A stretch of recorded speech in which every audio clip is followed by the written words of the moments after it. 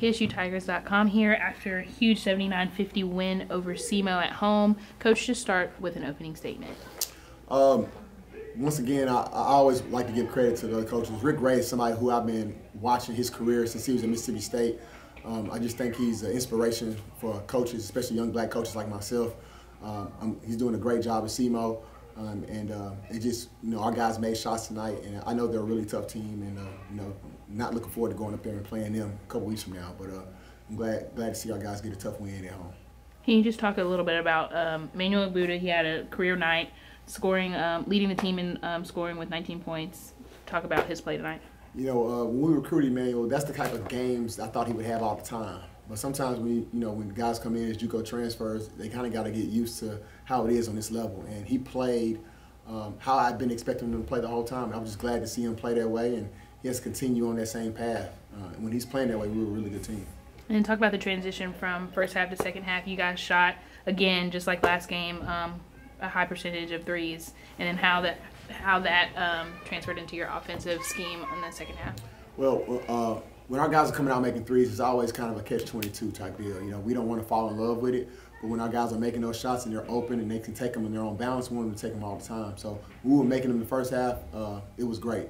In the second half, especially early, I told my guys, don't fall in love with it. Let's get to the paint. And I think we maybe took, besides the dunk that Emmanuel had on the first play the second half, we maybe took like 5 out of our 6 possessions were threes. And I told our guys the next media timeout that we got to get in the paint, get some paint touches, and then go from there. So when we're making shots, we're a tough team, and those guys got to continue to shoot with confidence. The first half, you guys really looked like you had it going, really rolling. Is that about as well as you guys had played all season in that first half? I think so. That's the first time we've had a league of that magnitude against a Division I opponent, and it wasn't surprising to me because that's kind of my expectations for those guys to play that way. It was good to see them play that way, and in the second half, I didn't want us to be walking on eggshells in the second half, and I felt that way the entire half. But when our guys made shots, it just kind of gave us some breathing room, and we got a lot of stops, so that gave us confidence to finish off the game. To do it on both ends like that, it wasn't just, shots go down, so obviously that picks up the energy on the defensive end too, but it just seemed like all the way around that opening 20 minutes, you just couldn't really ask for more, could you? Yeah, our guys were flying around, diving on the floor for loose balls. Anytime you thought they were going to make a layup, we got a hand in there and got a strip and pulled it out. 50-50 balls, we were getting to them. We just played with a lot of passion and urgency. And I would like to think that came from how we went about practice the last 72 hours. We've really been harping on that this week was a do or die for us. We want to stay in the hunt to go to the OVC tournament, and we really felt like we needed these 2 games, and I was glad to see our guys come out with 2 wins. DFD goes down.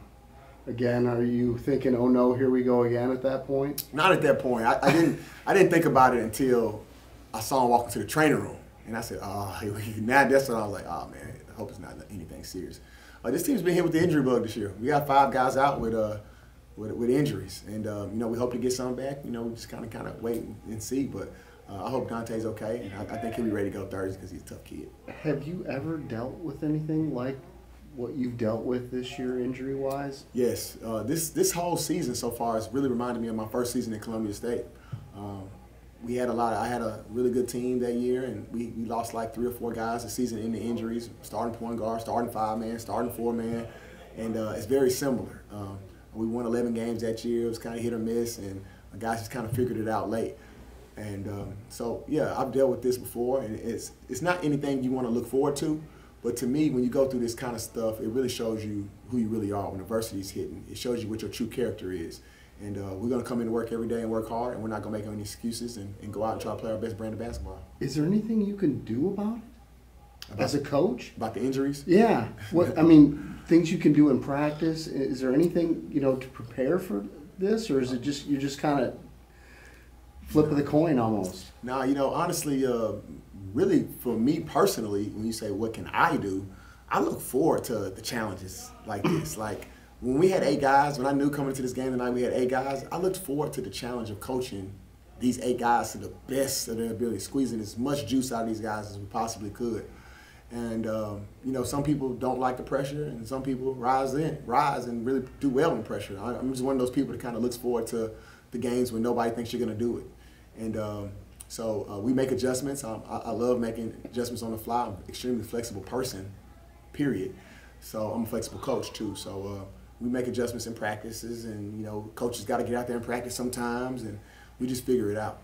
It's got to make you even more proud, though, to see the effort tonight, the intensity, and to come out and execute and come out with a performance like you had, given the circumstances. Yeah, absolutely. I'm so proud of my guys.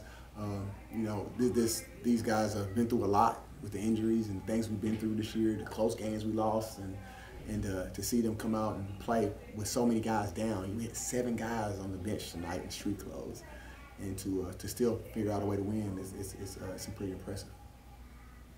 All right, thank you, Coach. Thank you.